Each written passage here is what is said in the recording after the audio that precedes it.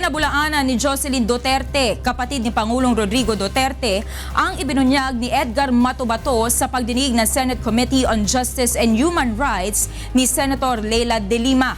Ito ang balita ni Janice Inhente.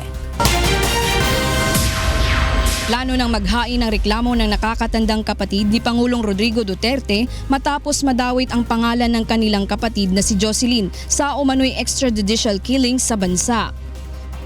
You know that you can file libel suit. And you know libel, pwede kang humingi ng prison time, pwede ka rin humingi ng punitive.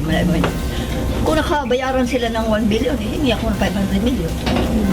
Because what is money to destroy a name of a person?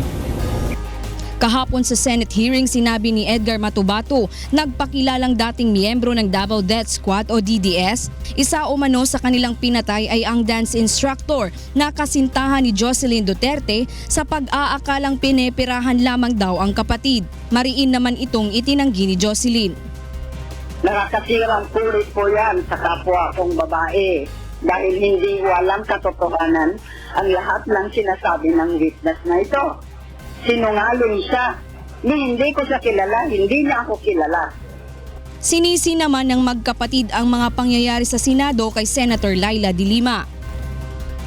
I am blaming De Lima for this because hindi pwedeng mag-a-accept ka ng isang witness na hindi mo alam kung ang sinasabi ng witness mo ay may katotohanan.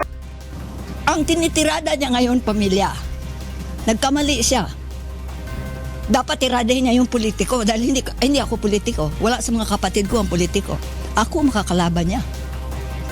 Magbibigay ng 10,000 pisong reward si Eleanor sa sino mang makakapagbigay sa kanya ng impormasyon sa kung sino ang nagdala kay Matubato sa Senado.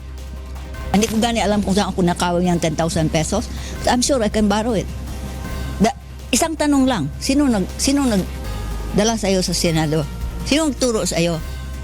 Janice Inhente, UNTV News and Rescue, Davao City.